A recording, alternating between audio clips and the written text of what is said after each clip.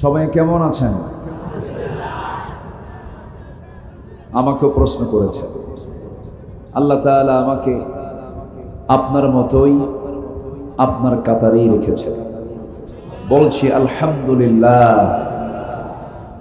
আমি জেনারেটর কর্তৃপক্ষকে বলবো, এই মেশিনটা কি বন্ধ রাখা যায় না? কিন্তু ভোল্টেজ তো নাই, কিন্তু কথা বলছে এখন দুজন, মেশিনও কথা কয়, আমিও কথা কই।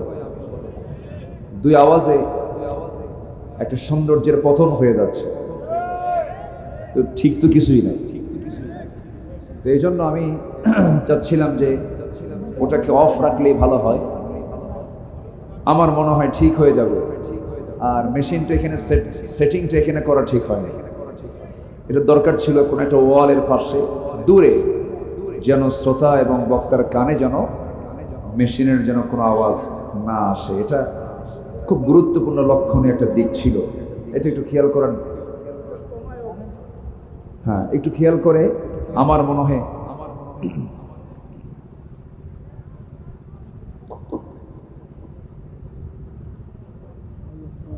জি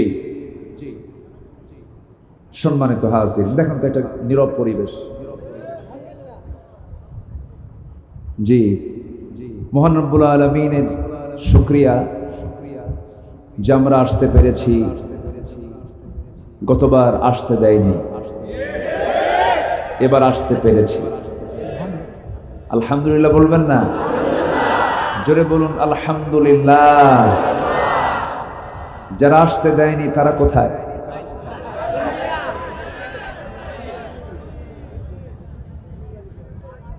সম্মানিত ভাই বন্ধুগণ, ফেরাউন বেঁচে ছিল 1600 বছর, আর আমার দেশের ফেরাউন বেঁচে ছিল 16 বছর। ঠিক আছে না? তো কত 1600 বছর কোথায়, আর মাত্র 16 বছর আমরা অস্থির হয়ে পড়েছিলাম। খালি বলছিলাম মাতা নাসরুল্লাহ, মাতা নাসরুল্লাহ। অথচ 1600 বছর হায়াত পেয়েছিল ফেরাউন। তার জুলুম, তার অত্যাচার, 40,000 শিশুকে হত্যার মধ্য দিয়ে সে আল্লাহর পয়গম্বরের জন্ম ঠেকাতে চেয়েছিল। কিন্তু আল্লাহ তাআলার কি দৃষ্টান্ত! সেই শত্রুর ঘরে তিলে তিলে আল্লাহর পয়গম্বর মুসাকে আল্লাহ নিজে বড় করেছে। সে আল্লাহ না আছেন না নাই? আচ্ছা, তিনি সব পারেন। যাই হোক, বসতে পেরেছি জান্নাতের টুকরায়। কালিমাতুশ শুকর আদায় করি, বলি আলহামদুলিল্লাহ। চিৎকার মেরে বলছি আল্লাহুম্মা ইন্নী আসআলুকা আল হুদা ওয়াত তুকা ওয়াল আফাফা ওয়াল গিনা। সবাই বলি আল্লাহুম্মা আইন্নি আলা যিকরিকা ওয়া শুকরিকা ওয়া হুসনি ইবাদাতিকা। আমরা আল্লাহ তাআলার শুকর আদায় করে নিলাম। আমার পাশে যিনি বসে আছেন তিনি আমাকে সকাল বিকাল পড়াতে পারবেন। তার ইলমের গভীরতা, হাজার হাজার ছাত্রের, হাজার হাজার আলেমের তিনি উস্তাদ। আল্লাহ তুমি তার হায়াতকে লম্বা করে দাও। বুড়া মানুষ বাঁচার দরকার আছে না নাই? আসতে বললেন না, ভেজাল মনে হয়। বুড়ো আছে যেখানে বরকত আছে সেখানে বুড়োদের থাকা দরকার আছে। পুরাতন চাউল ও এলাকায় কথা আছে। আচ্ছা, যাক, আলহামদুলিল্লাহ। সম্মানিত হাজিরিন, আমি ঢাকা থেকে যখন আসছিলাম প্রচুর বৃষ্টি, যমুনা ব্রিজও বৃষ্টি, রোডে আসছি রোডেও বৃষ্টি। হঠাৎ করে আমি বোয়ালিয়া পার হয়ে দেখি মাটি শুকনা। তো ভাবলাম কি যে আছে নসিবে। আল্লাহকে বললাম, আল্লাহ কোরআন শোনার জন্য তুমি একটা ব্যবস্থা করে দাও। আল্লাহ আমাদের জন্য সহজ করে দিয়েছেন, বলি আলহামদুলিল্লাহ। সম্মানিত হাজিরিন, আমি আমার অভ্যাস অনুযায়ী কোরআনে কারীমের গুরুত্বপূর্ণ একটা সূরা, যে সূরাটার নাম আল্লাহ তাআলা দিয়েছেন সূরাতুল কাহাফ। সূরাতুল কাহাফ থেকে আমি শেষে 4টা আয়াতে কারিমা তেলাওয়াত করেছি। যদি কোনো বান্দা সূরাতুল কাহাফ প্রতি জুমাবারে পড়ে, এই দুনিয়া থেকে আসমান পর্যন্ত ওই বান্দার জন্য আল্লাহ তাআলা নূর দিয়ে মুনাফফার করে দেন, এবং বড় বড় ফিতনা থেকে, এমনকি দাজ্জালের ফিতনা থেকে আল্লাহ তাআলা তাকে রেহাই দিবেন, যে বান্দা এই সূরাতুল কাহাফের এই আমলটা করবে। সেই সূরাতুল কাহাফের আমি শেষ থেকে তেলাওয়াত করেছি। আমার অভ্যাস অনুযায়ী সেই তেলাওয়াতকৃত আয়াতকে সামনে রেখে কিছু কথা বলতে চাচ্ছি। ওয়ামা তাওফীকি ইল্লা বিল্লাহ আলাইহি তাওয়াক্কালতু ওয়া ইলাইহি উনীব। আসুন আমরা সোজা সে আয়াতের দিকে চলে যাচ্ছি। কথা বলা যাবে না তো, এখানে কথা বলে কে? হাত দিয়ে কাজ করে, কথা বলা যাবে না। জি, আমরা যেখানে বসে আছি এই জায়গার বরকত কি সবচেয়ে কম না সবচেয়ে বেশি? কিসের কারণে? আচ্ছা, এখানকার সম্মান কম না বেশি? এই মাহফিলের সৌন্দর্য যদি কেউ নষ্ট করে, তার শাস্তিও কম হবে না বেশি হবে? বেশি হবে। সৌন্দর্যের ব্যাঘাত করা যাবে না। মাহফিলের সৌন্দর্য রক্ষার দায়িত্ব একার না সবার? একার না সবার? শৃঙ্খলা রক্ষার জন্য 1 নম্বর শর্ত হচ্ছে, যে যেখানে আছেন, নামাজে দাঁড়ালে যেমন, ইমামের পেছনে জামাতে নামাজে দাঁড়ালে যেমন, আর পেছনে যাওয়ার উপায় নাই সালাম ফেরা না পর্যন্ত, ঠিক তেমনি কোরআনের আলোচনা যেখানে শুরু হবে এখান থেকে নড়ারও কোনো সুযোগ না। এটা ইবাদত, কিন্তু এটা কি ইবাদত মনে করে যে যেখানে আছে সাহাবীদের মতো গুণ অর্জন করে। আমার রাসূল যখন কথা বলতেন সাহাবে কেরাম চুপ করে বসে থাকতেন। নড়াচড়া তো দূরের কথা, উড়ন্ত পাখি মাথার উপরে বসতো, টের পেত না মানুষ না গাছ। পিন পতন নীরব হয়ে আমরা বসে থাকবো। জোরে বলি ইনশাআল্লাহ। কিসের সম্মানে? কোরআনের সম্মানে। কোরআন যারা মানে, কোরআন যারা পড়ে, কোরআন যারা শিখে, কোরআন যারা শিখায়, তারা হচ্ছে এই পৃথিবীর ভিতরে সবচাইতে শ্রেষ্ঠ বান্দা। আমার কথা না, নবীর কথা। নবীর কথা, খায়রুকুম মান তাআল্লামাল কুরআনা ওয়া আল্লামাহু। আলেম পাশে থাকলে একটু সুবিধা আছে, কোথাও কোনো গ্যাপ থাকলে এটা পূরণ হয়ে যায়। বলি আলহামদুলিল্লাহ। তাহলে এই কোরআনটা পৃথিবীর কোরআন না আসমানের কোরআন? আসমান থেকে নাজিল করেছেন কে? আসতে বলবেন না, তিনি কে নাজিল করেছেন? কোরআন তার নিজের পরিচয় একবার দিয়েছে না বারবার দিয়েছে?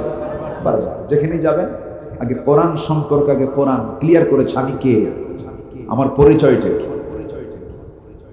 আল্লাহ রাব্বুল আলামিন এক জায়গায় বলছেন সূরা বনী ইসরাঈল 9 নম্বর আয়াতে বলছেন, ইন্না হাযাল কুরআনা ইয়াহদি লিল্লাতী হিয়া আকওয়াম ওয়া ইউবাশশিরুল মুমিনিনা আল্লাযীনা ইয়া'মালুনাস সালিহাত আন্না লাহুম আজরান কাবীরা। কোরআন কার উপর নাযিল হয়েছে? কোরআন তাও জানিয়ে দিচ্ছে, আলহামদুলিল্লাহিল্লাযী আনজালা আলা আবদিহিল কিতাব ওয়া লাম ইয়াজআল লাহু ইওয়াজা। জোরে বলুন আল্লাহু আকবার। কোন সময় নাজিল হয়েছে, কোন মাসে নাজিল হয়েছে, দিনে না রাতে, সব বক্তব্য কোরআনে অস্পষ্ট না সুস্পষ্ট? সুস্পষ্ট, সব আল্লাহ ক্লিয়ার করেছে। এটা অস্পষ্ট কোনো কিতাব নয়, কিতাবুম মুবিন, সুস্পষ্ট একটি কিতাব, যার মধ্যে সংসদ পরিচালনার পদ্ধতি আছে, গণভবন চলবে কেমনে, বঙ্গভবন চলবে কেমনে, সচিবালয় চলবে কেমনে, আইন বিভাগ চলবে কেমনে, বিচার বিভাগ চলবে কেমনে, ফৌজদারি দণ্ডবিধি সহ সকল বিধির উপস্থিতি কোরআনে আছে না নাই? কিন্তু কোরআনকে এইরকম করে মানতে চায় না এমন মুসলিম নাম ধরে আমার দেশে আছে না নাই? কোরআনকে মানতে চাই ধর্মীয় কিতাব। কোরআন থাকবে মসজিদে, কোরআন থাকবে মাদ্রাসায়, কোরআন থাকবে খানকায়, কোরআন থাকবে দরবারে। কোরআন কেন পার্লামেন্টে আসবে? এমন চেতনার আধুনিক, ওরা আধুনিক মুসলিম বলে, ওরা আবার কি মুসলিম বলে? আধুনিক মুসলিম, মডার্ন মুসলিম। তাহলে ওদের চিন্তা হলো কোরআনটাকে তারা একটা নির্দিষ্ট গণ্ডিতে রাখতে চায়। কোরআন কি এক জায়গায় না সব জায়গায়? কোরআন ছাড়া যেখানেই চলবে সেখানেই অপূর্ণতা পেয়ে বসবে, আর কোরআন যেখানে থাকবে সেখানেই পূর্ণতা চলে আসবে। যেরকম সুবহানাল্লাহ, কোরআন আছে যেখানে রহমত আছে সেখানে, কোরআন নাই যেখানে গজব আছে। আমরা তো গজবের মধ্যেই ছিলাম 16 বছর। কোরআন ছিল, কোরআন ছিল। আমাদেরকে কত কি বলা হলো, আমরা নাকি পালাই। আলেমরা কই পালায়? 2009 সালে আমার জীবনের প্রথম হজের সফর, 2009 সাল প্রথমবার আমি হজে যাই। ওই বছরই জীবনের শেষ হজ সম্পন্ন করেন মরহুম শহীদ আল্লামা দেলাওয়ার হোসেন সঈদ রাহিমাহুল্লাহ। ওনার জীবনের শেষ হজ আমার জীবনের প্রথম হজ। সেই হজের সফরে আল্লামা হুজুরকে বলা হলো দেশের ট্রাইব্যুনাল গঠন হচ্ছে, মামলা প্রস্তুত হচ্ছে, তো আপনার তো না গেলেও চলবে, আপনি এখানে নাগরিকত্ব পেয়ে যাবেন, বহু দেশ আপনাকে চাবে, আপনি যদি আশ্রয় চান রাজনৈতিক আশ্রয় নিতে পারবেন। উনি বলে ফেললেন, আমার দল, আমার দ্বীনি ভাই, আমার কর্মী কষ্টে থাকবে আর আমি আরামে থাকবো, এটা কি হতে পারে? আমি আমার দেশকে ছাড়বো না, আমি আমার আত্মীয় স্বজনকে ছাড়বো না, আমি আমার দলীয় কর্মীকে ছাড়বো না, আমার নেতৃত্বকে আমি কখনো মাইনাস করতে পারবো না, প্রয়োজনে শহীদ হয়ে যাব, দেশ ছাড়বো না। উনি বলেছেন পালাবো না আমি। ফিরে এসেছেন। আলেমরা পালায়? পালায় কে? হাসিনা পালায়। পালাইছে না? পালাইছে কিনা বলেন, পালাইছে কিনা? যারা ওই দল করেন নিজের বিবেককে প্রশ্ন করে দেখেন, এই দুঃসময়ে আপনার নেতা কিন্তু, আপনার নেত্রী কিন্তু ঠিকই মুরগির রান খাচ্ছে। আপনার নেত্রী আপনাকে বিপদে ফেলে চলে গেছে, কিন্তু ইসলামের নেতৃত্বে তা নাই। ইসলামী নেতৃত্বের নেতাই বেশি বিপদে পড়ে, কর্মীকে নেতা নিরাপদে রাখে। এটাই হচ্ছে বাতিল নেতৃত্ব এবং হক নেতৃত্বের তফাৎ। উহুদের ময়দানে আমার নবীজি কম মার খেয়েছেন না বেশি মার খেয়েছেন? নেতা মার খাইছে কম না বেশি? বেশি। কষ্ট পাচ্ছেন নাকি আপনারা? হয়তো অনেকে ভাবছেন আপনি হুজুর ডিরেক্ট কথা বলছেন। এটা ডিরেক্ট না তো, এটা বাস্তব কথাই। 16টি বছর ধরে মঞ্চে যে পরিমাণ জুলুমগুলো করা হয়েছে, আমরা মঞ্চে উঠি, নেতাগুলো সব চেয়ার দখল করে কানে কানে বলে দিয়ে যায় হুজুর থানায় বলে আসছে। আগে থানার হুমকি দেখায়, এরপরে বলে হুজুর এমন ওয়াজ করবেন, সে ওয়াজটা হবে হলো আকাশে আর কবরে। দুনিয়ার কোনো ওয়াজ করতে পারবে না, দুনিয়া আমরা দেখে নেব, দুনিয়া দেখবে ওরা, আর আমাদের ডিপার্টমেন্ট হলো আকাশ আর কি মাটি। এরকম করে করে জুলুম নির্যাতন করা হয়েছে। 2010 সালে আমার পাশে যিনি বসে আছেন ওনারা তো জীবন্ত সাক্ষী, অনেক কিছু তার অনেক কিছুর সাক্ষী তারা। 2010 সালের 10 এবং 11 ফেব্রুয়ারি পাবনার মাটিতে আল্লামা সাইদ রাহিমাহুল্লাহর শেষ সফর। উনি ফেব্রুয়ারিতে মাহফিল করে গেলেন, 26 জুন আমার সঙ্গে ঢাকায় তার শেষ কথা, শেষ সাক্ষাৎ। 30 জুন তাকে গ্রেফতার করা হলো। 13টি বছর এই জাতিকে যদি তিনি কোরআনের আলোচনা উপহার দিতে পারতেন, জাতির চরিত্র আজকে কোথায় যেত?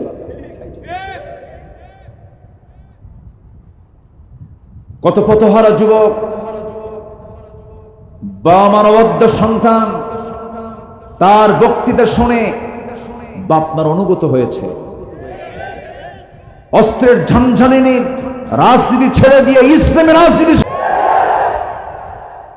সেই মানুষ গড়ার কারিগর এই মুসলিম উম্মার একটি বিশাল সম্পদ আটকিয়ে রেখে 13 বছর পরিবারের হক, মার হক, সন্তানদের হক, জাতির হক, সমাজের হক, সব হক থেকে বঞ্চিত করা হয়েছে। শেষমেশ তাকে বেঁচে রাখাও হয়নি, পরিকল্পিতভাবে জেল থেকে বের করে হসপিটালাইজড করে পরিকল্পিতভাবে সাজানো নাটক তৈরি করে ষড়যন্ত্রমূলক রাজনৈতিক রাষ্ট্রীয় হত্যা তাকে করা হয়েছে। সব গোমর ফাঁস হয়ে যাবে, উন্মোচন হবে সবকিছু ওই ডাক্তারকে ধরতে পারলে। তার গ্রেফতার আমরা দাবি করছি, তাকে গ্রেফতার করা হোক। অবশ্যই তাকে গ্রেফতারের মধ্য দিয়ে এই সত্য উন্মোচন করার দরকার আছে না নাই? সম্মানিত ভাইরা, অনেক কথা আছে, মঞ্চ উঠলেই আল্লামা সাইদির কথা বারবার মনে হয়। এদেশে এক সময় ওয়াজ হতো রাত 1টার দিকে, ওয়াজ তো হতো না, হতো আওয়াজ। রাত 1টার দিকে আর ওয়াজ হয়? হয় হলো আওয়াজ, আলোচনা হয় না, হয় আলু ছানা, বাবার কাহিনী, দাদার কাহিনী, বিভিন্ন ওয়াজ টস কইরা, লাইলি মজনুর কাহিনী কইরা ঘন্টার পর ঘন্টা চলে যেত। সেটাকে সংস্কার করে আল্লামা সাইদি কোরআনের তাফসীর কেমন করে করতে হয় তার বাস্তব প্রমাণ তিনি দেখিয়েছেন এই বাংলার জমিনে। বলি আলহামদুলিল্লাহ। আল্লাহ তুমি তার কবরটাকে জান্নাতের টুকরা বানিয়ে দাও, জোরে বলি আল্লাহুম্মা আমিন। 2010 সাল তার শেষ সফর। 11তে আল্লাহ তাআলা এই অধম, এই নগণ্য, যোগ্যতা নাই এই নগণ্য গোলামকে আমান ট্রাস্টে আল্লাহ তাআলা কবুল করলেন। আসলাম আপনাদের আমান ট্রাস্টে।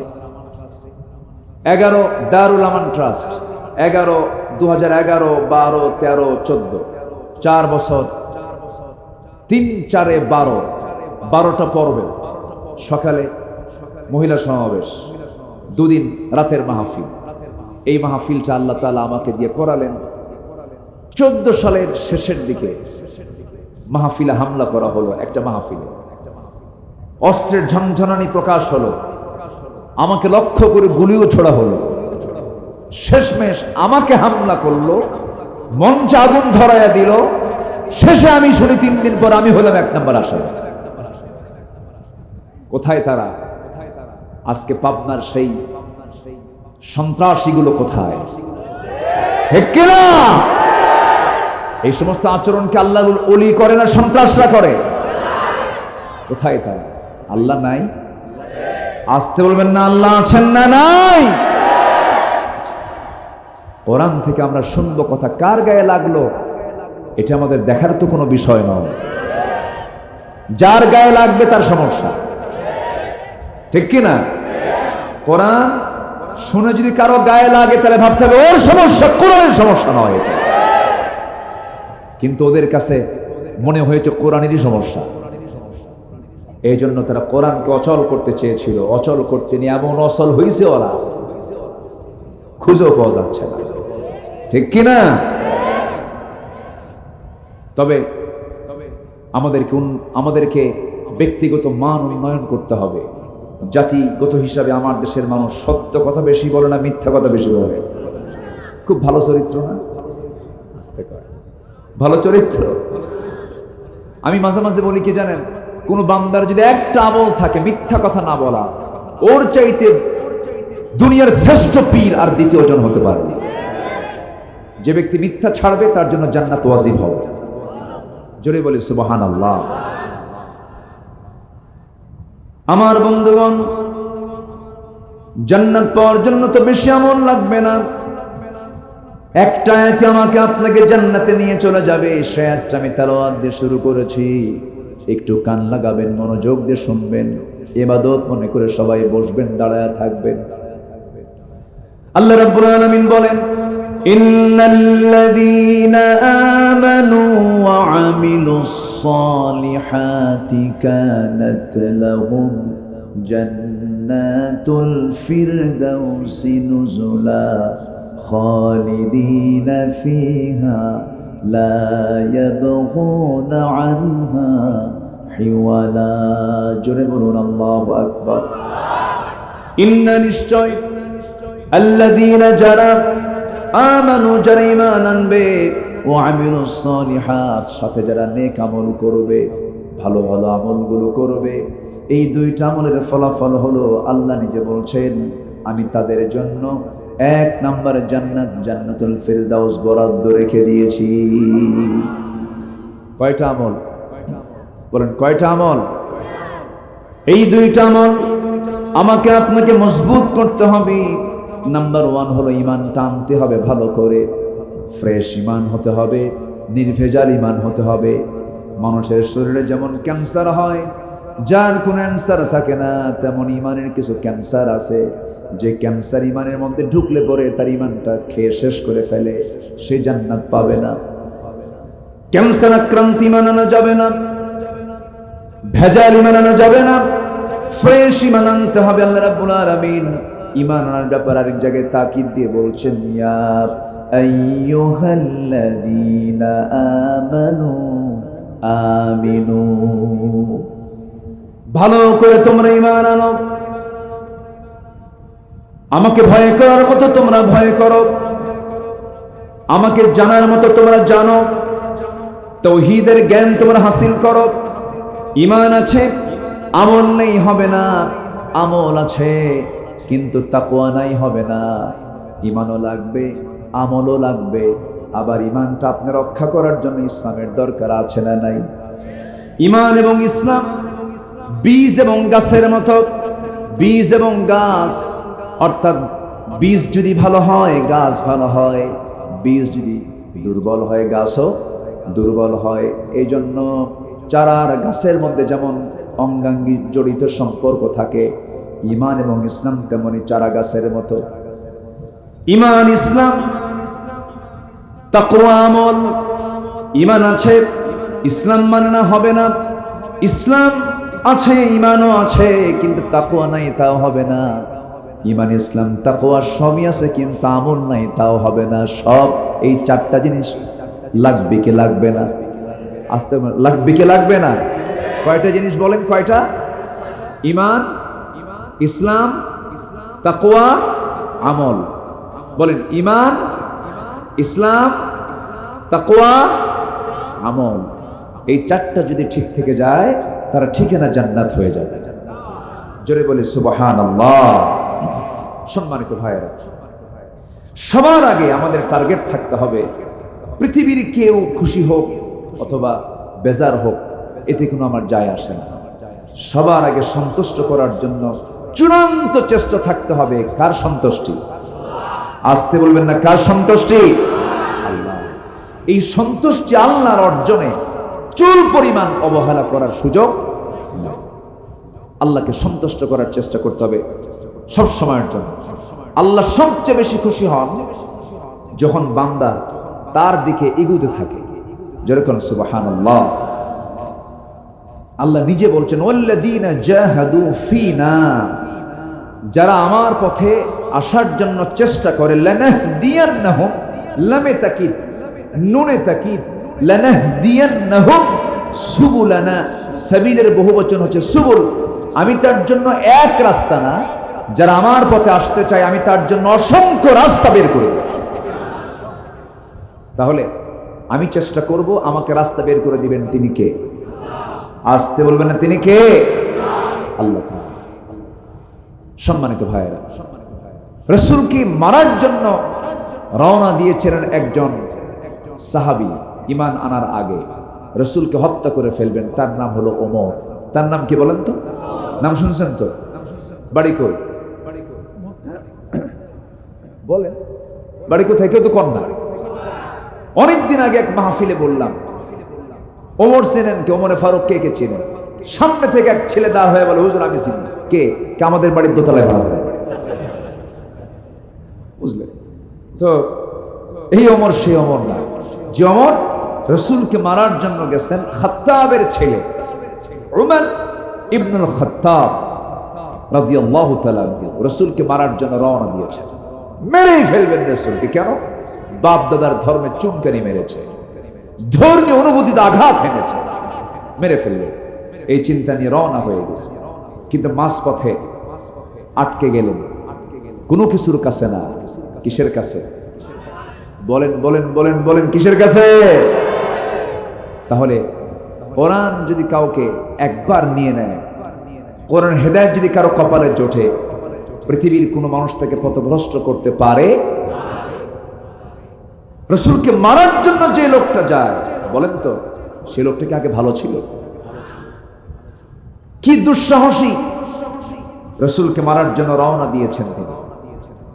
কিন্তু কোন গোপন টেলিযন্ত্র, কোন গোপন টেলিযন্ত্রের মধ্য দিয়ে তাকে জানান দিয়ে দেওয়া হলো, যখন তার সামনে যখন কোরআন খচিত আয়াতটা যখন চলে এলো, কোরআন আয়াত সূরা তাহা যখন তিনি পড়লেন, সূরা তাহা পড়ার সঙ্গে সঙ্গে তার দিলটা এত নরম হয়ে গেল। খিয়ারুকুম ফিল জাহেলিয়া খিয়ারুকুম ফিল ইসলাম। জাহেলি যুগেও যারা শ্রেষ্ঠ, ইসলামী যুগেও তারা শ্রেষ্ঠ। এই ওমর ফারুক কিন্তু জাহেলি যুগে কোন জেনার কাছে অংশগ্রহণ করেন নাই, কোন নেশার জগতেও তারা পা দেন নাই। তারা সেই জগৎ, সেই সময়ে তারা ভালো ছিলেন, চারিত্রিক দিকগুলো সুন্দর ছিল। দেখবেন অনেক হিন্দু মানুষও আছে নেশা করে না, জেনার কাছে যায় না, ঈমান না থাক, কিন্তু এগুলো আকাম কুকাম করে না। আবার অনেক মুসলমান আছে হজ করে কিন্তু আকাম কুকামের রাজা আছে না নাই? সাইয়েদনা ওমর ফারুক রাদিয়াল্লাহু তাআলা আনহু কালিমা রমিয় সুরা পান করতে বাধ্য হলেন। কেন? কোরআন তাকে পরিবর্তন করে দিয়েছে। তিনি উল্টান হয়ে ফেরত চলে আসলেন কোরআনের দিকে। তিনি মনে মনে চিন্তা করছেন, কি আমি কিতাবটা পড়লাম, তাহা মা আনজালনা আলাইকাল কুরআনা লিতাশকা। এত সুন্দর মিল, এত সুন্দর ছন্দ, এটা তো মানব রচিত কোনো মতবাদ হতে পারে না। সঙ্গে সঙ্গে ওমর ফারুক রাদিয়াল্লাহু তাআলা আনহু রাসূলকে মারার জন্য যখন তিনি নিয়ত করেছেন, নিয়তটা পাল্টায় গেছে। আবু বকর সিদ্দিক রাদিয়াল্লাহু আনহু বলছেন, হুজুর খাত্তাবের ছেলে ওমরের মেজাজ আমি জানি, আমরা প্রস্তুতি নিচ্ছি, মেরে ফেলবো। রাসূল বলছেন, না রে আবু বকর, আমার মনে হয় ওমরের দিলটা ইসলামের জন্য কবুল হয়ে গেছে। দোয়া করেছেন মুহাম্মদ সাল্লাল্লাহু। দাওয়াতি কাজ করতে গেলে দোয়ার দরকার আছে না নাই? যে লোকটাকে আপনি দাওয়াত দেবেন সেই লোকটার জন্য দোয়া করা দরকার। আমরা এখন একটা পরিবেশ পেয়েছি, এখন সবচেয়ে বড় কাজ হলো দাওয়াতি কাজ করা।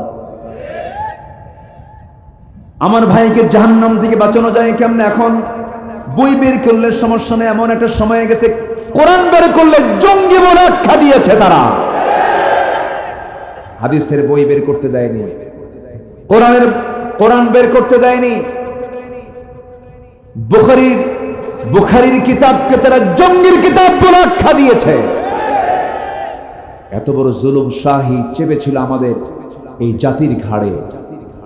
সম্মানিত ভাইয়েরা, একটু আমরা শ্বাস নিতে পারছি, আবার ভাববো না যে আমরা বিজয় পেয়েছি। না, বিজয় সেই দিনই হবে যেদিন এদেশের আকাশে কালিমার পতাকা বিজয়ী বেশি উড্ডীন হবে।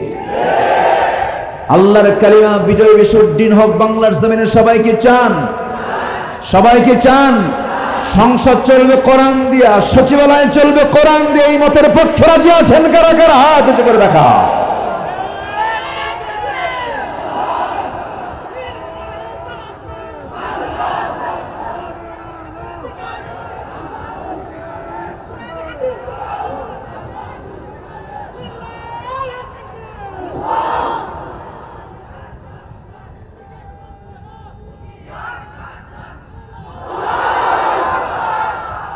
হাত নামা।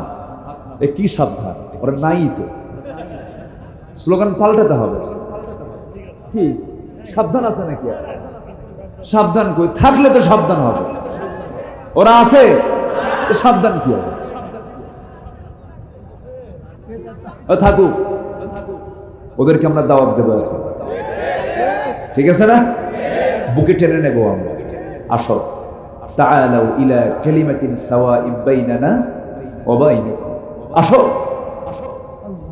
আমার নবীজি মক্কা বিজয় করলেন, বললেন সবাইকে মাফ করলাম, 17 জনকে মাফ করা যাবে না।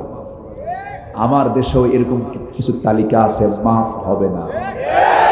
ঠিক কিনা? মাফ হবে না। আত্মস্বীকৃত নাস্তিক আছে না নাই? শাতিমে রাসূল আছে না নাই? আছে না নাই? ওদের মাফ করলেও গুনাহ হবে। ওদের মাফ করা যাবে, মাফ করার ইখতিয়ার আমাদের। মাফ হবে না। কিন্তু আমভাবে রাসূল সবাইকে মাফ করে দিয়েছেন। মাফ করে মক্কায় ঘুরতেছেন। সবাই তো ভয় অস্থির, মক্কার বাসিন্দারা। হাইরে, আমরা মুহাম্মদ রে তাড়ায় দিছি, কি যে করবে আজকে, রক্তের বন্যা বয়ে যাবে। কিন্তু হয়ে গেছে উল্টা। আমার নবী যে মক্কায় ঢুকি, তিনি নিজের পরিচয় গোপন করে ফেলেছেন। এক বুড়ি মহিলাকে দেখেন ছটফট করতেছে, একটা টোপলা নিয়ে মাথায় রেখে দৌড়াচ্ছে। রাসূল বলেন, মা কই যান? মুহাম্মদ ঢুকছে। আল্লাহু আকবার বলবেন। কোথায় ঢুকছে? কি মক্কায় ঢুকছে, শেষ করে ফেলছে। তাই তো আপনার তো নিতে কষ্ট হচ্ছে, টোপলাটা আমার দেন। নাও, তাড়াতাড়ি নিয়ে চলো, মুহাম্মদ থেকে বাঁচতে হবে। দেখেন কি অপপ্রচার চালাইছিল মক্কার কুরাইশরা। কি কথা কি বোঝা গেল? মানে মক্কার কুরাইশদের অপপ্রচারটা এত তুঙ্গে ছিল যে সবাই সন্দেহ করছে মুহাম্মদ বুঝি সব শেষ করে ফেলবে। আমার নবীজি বুড়ির গন্তব্যের একদম চূড়ান্ত জায়গায় পৌঁছে গিয়ে টোপলাটা রেখে বললেন, মা এখন আমি চলি। চট করে তাকে হাতটা চেপে ধরে টেনে ধরে বলতেছেন, না আমি তোমাকে যেতে দেব না। মক্কায় তো এরকম ভালো মানুষ খুঁজে পাওয়া মুশকিল, তোমার পরিচয়টা কি? আমার রাসূল বলছেন, মা ওই যে মক্কা থেকে এত দূর পর্যন্ত আপনি যার ভয়ে আতঙ্কিত হয়ে এত দূর পর্যন্ত চলে আসছেন, সেই আতঙ্কিত নামটাই আমি মুহাম্মদ সাল্লাল্লাহু আলাইহি ওয়াসাল্লাম। বুড়ি মহিলা কান্দে আর বলে, ও আমার কওমের লোকেরা, তোমরা কাকে ভয় পেয়েছো? এ তো জগৎধন্য মানুষ, সে তো মানব সেবার জন্য প্রস্তুত। আমরা তার সেবা নেওয়ার জন্য প্রস্তুত নই। আমরা পড়লাম লা ইলাহা ইল্লাল্লাহ। আমার নবীজি ব্যবহার দিয়ে পৃথিবী জয় করেছেন, আমরা মাফ করে দেব। কিন্তু মাফ হবে না। আমি কইছি না মাফ হবে না, কিছু মাফ হবে না। আর কিছু মাফ করার জন্য ওয়াল কাযিমিনাল গায়য ওয়াল আফিনা আনিন নাস আল্লাহু ইউহিব্বুল মুহসিনিন। আল্লাহ তাআলা নিজেও বলেছেন, মাফ করে দাও। তুমি মাফ করবে, আল্লাহ তোমাকে মাফ করে দিবে। আমরা কালিমার দাওয়াত দেব, এখন কম করো না, বেশি করো। গ্রামে গ্রামে তালিকা করব কাকে কাকে দাওয়াত দেওয়া দরকার, কাকে কাকে নতুন করে কালিমা পড়ান দরকার। ঠিক কিনা বলেন? আগে তো কালিমা ছিল একরকম, ওদের কালিমা ভিন্ন ছিল। তো মঞ্চ উঠেই বলতো, আমি স্মরণ করছি। কি আল্লাহর নাম তো নাই। সেই নেতার ভাস্কর্যগুলো প্রত্যেকটা মোড়ে মোড়ে লাগানো ছিল। শত শত কোটি টাকা খরচ করে এই মুরালগুলো, এই ভাস্কর্যগুলো বানানো হয়েছে। বাপের টাকা না জনগণের টাকা? আমার নবীজির কোনো ভাস্কর্য আছে? দাম তো নাই রাসূলের।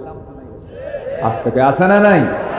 আমার নবীজির একটা ছবি কি আছে দুনিয়াতে কোথাও? দাম কমছে?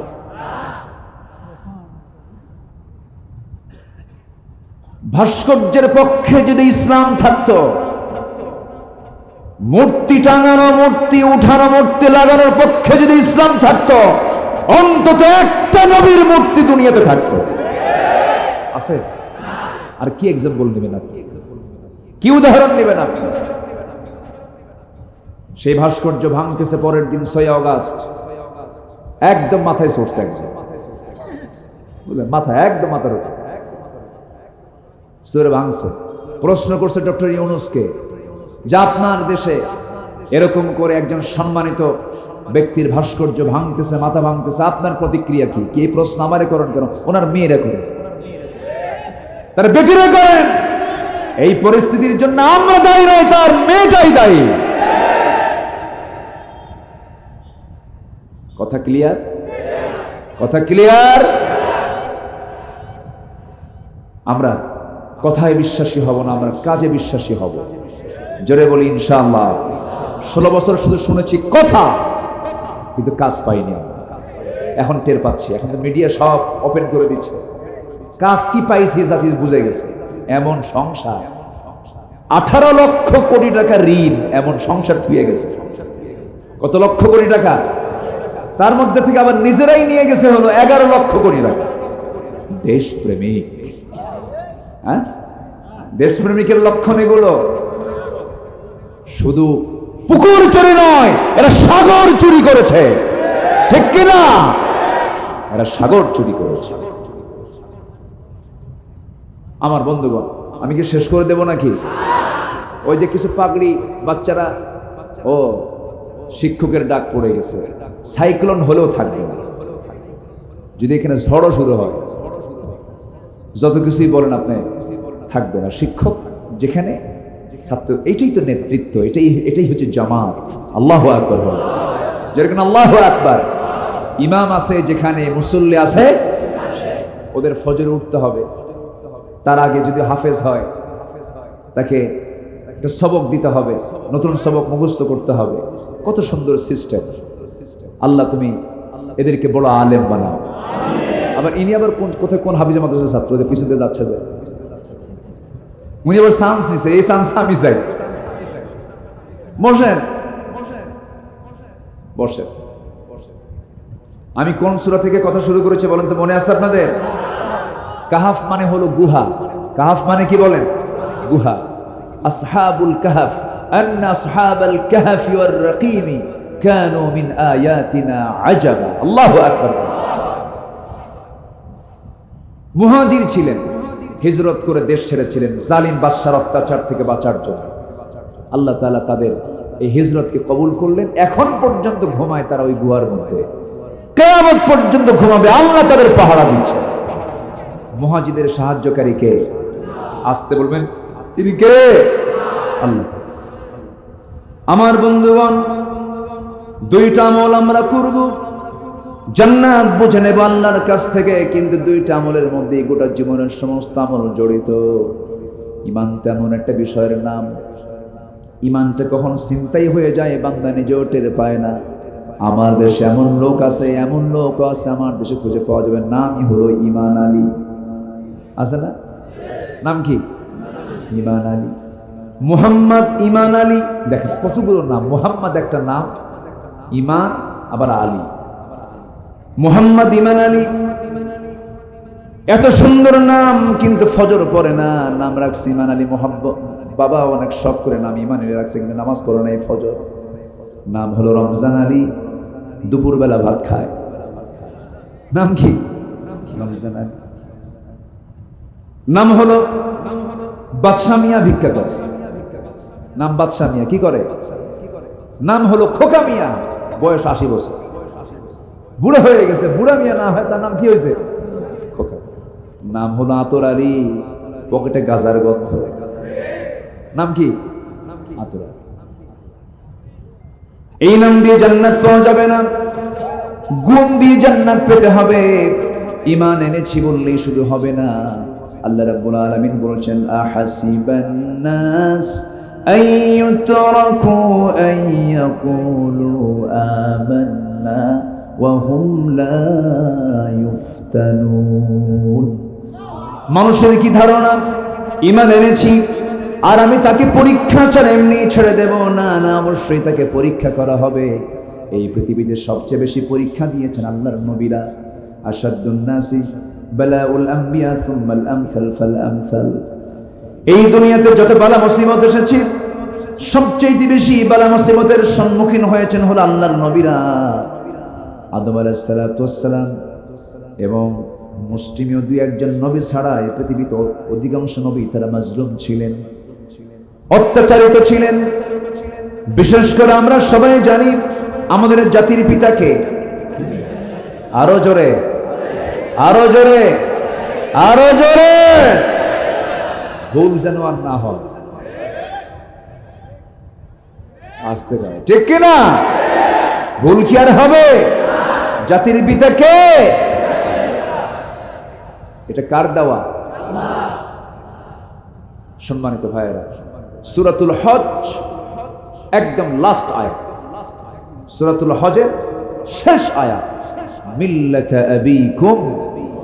মিল্লাতা আবিকুম ইব্রাহিম হুয়া সাম্মাকুমুল মুসলিমিন। মিল্লাত মানে জাতি, আবুদ মানে পিতা, কুম মানে তোমাদের। একদম শাব্দিক অর্থ বলছি, কিন্তু কোন ভাবার্থ না। মিল্লাত মানে নেশন, পিতা, আবুদ মানে জাতি, আর আবুদ মানে হলো ফাদার, আর কুম মানে তোমাদের। তোমাদের জাতির পিতা কে? আরো জোরে, আরো জোরে। এটা কার দেওয়া? কার দেওয়া? অতএব কারো চাপিয়ে দেওয়া কোনো কিছু আমরা মানি না। আমাদের জাতির পিতা হচ্ছেন ইব্রাহিম আলাইহিস সালাতু ওয়াস সালাম। সম্মানিত ভাইয়েরা, এই নবীর জীবনে পরীক্ষা একটা দুইটা। ঈমান এনেছেন সবার আগে, তার মানে এই ঈমানের ফলাফল প্রকাশ পেয়েছে। কি হয় ঈমান আনলে, কি হতে পারে? সবার আগে প্রতিক্রিয়ার সৃষ্টি হয়েছে ফ্যামিলি থেকে, পরিবার থেকে। বাপ কয়, তুমি কি বলো এগুলো? তুমি কোন রবের দিকে ডাকো? তুমি না ইব্রাহিম, আমার এগুলো পছন্দ হচ্ছে না। বাপ মূর্তি বানায়। বাপ মূর্তি কি করে? বানায়। আর ছেলে মূর্তি বানায়। তাহলে বলেন তো, বাপ এক জগতে, ছেলে আরেক জগতে। তাহলে ঈমান আনলে পরিবারের মধ্যেও মতপার্থক্য হওয়ার সম্ভাবনা আমার জাতির পিতার মধ্যে যেহেতু ছিল, সম্ভাবনা আমরা তার সন্তান আছে না নাই? একদিন অনেকগুলো মূর্তি মাটি দিয়ে বানায়া রোদে শুকাইয়া রাখছে। বাজারে গিয়ে মূর্তিগুলো বেচবে, রব বিক্রি। এমন রব বেচে খায়। কি কথা কি বুঝতেছেন? মানে এমন রব কি করে খায়? বেচে খায়। তো মূর্তিগুলো বানায়া বললো, বাবা এই ঝুড়িতে করে তুমি নিয়ে আসো, তোমার গায়ে শক্তি বেশি, বাজারে বিক্রি করো। ইব্রাহিম আলাইহিস সালাতু ওয়াস সালাম মূর্তিগুলো ঝুড়িতে নিলেন। রাগ এমন উঠছে না, মানে রাগ আর সহ্য করতে পারেন না। সবগুলো মূর্তির মাথা ভাঙছে, মটকা ভাঙছে।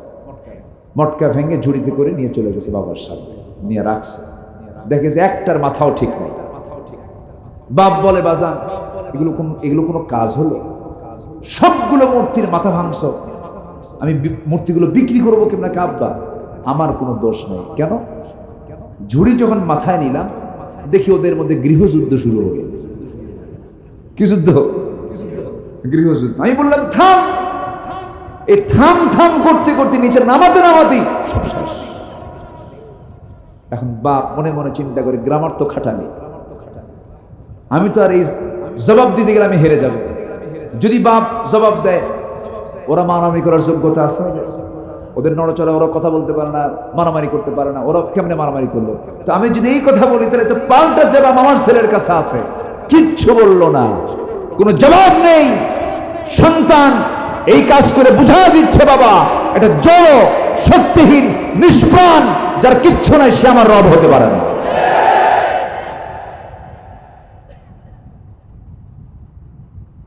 এর ফলাফল কি দাঁড়ালো? এর ফলাফল দাঁড়ালো হলো রাষ্ট্রীয়ভাবে তার বিরুদ্ধে আইন পাশ করা হলো। সে রাষ্ট্রীয় আইনে তাকে আইন পাশ করা হলো কি, তাকে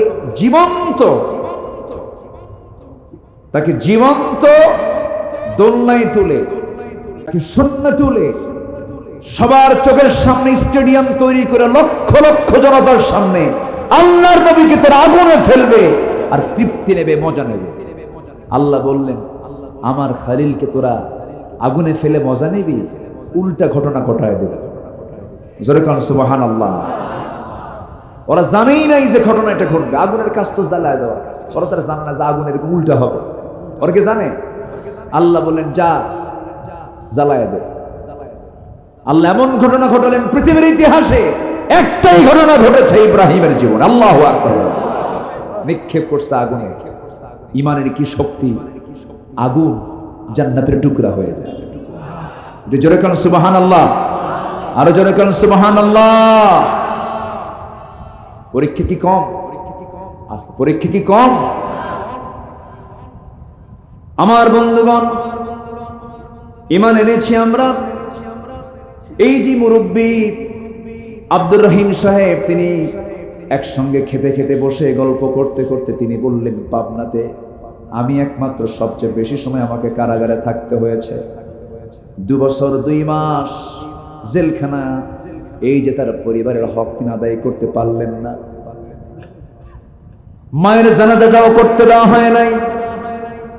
এই যে জুলুম, এই যে নির্যাতন, আমার বন্ধুগণ, আমি এতদিন ছিলাম না, আমারও জেলখানায় ছিলাম। এক মুরব্বী দেখি 87 বছর বয়স, জেলখানায় নতুন তিনি ঢুকলেন, আমাকে দেখে জড়িয়ে ধরে, বাবা আমার জেলখানায় ঢুকার দুঃখ নেই কেন, আপনারে পাইছি। দেখছেন কি করে? বললাম, কেন? আপনি যখন জেলে, এই তো আমার জেলখানা নেই, আমার তো ভালো জায়গা হয়ে গেছে। ওয়াজ শুনেন, উনি ওয়াজ শুনেন। বললাম, চাচা আপনার মামলা কি? বলে যে আমার মামলা হলো বিস্ফোরক। তো বললাম, চাচা বিস্ফোরকটা কি আপনি জানেন? আচ্ছা বাবা, আমি তো জানি না। তো আসলে বিস্ফোরকটা কি? দেখি খাওয়ার জিনিস নাকি? বুড়া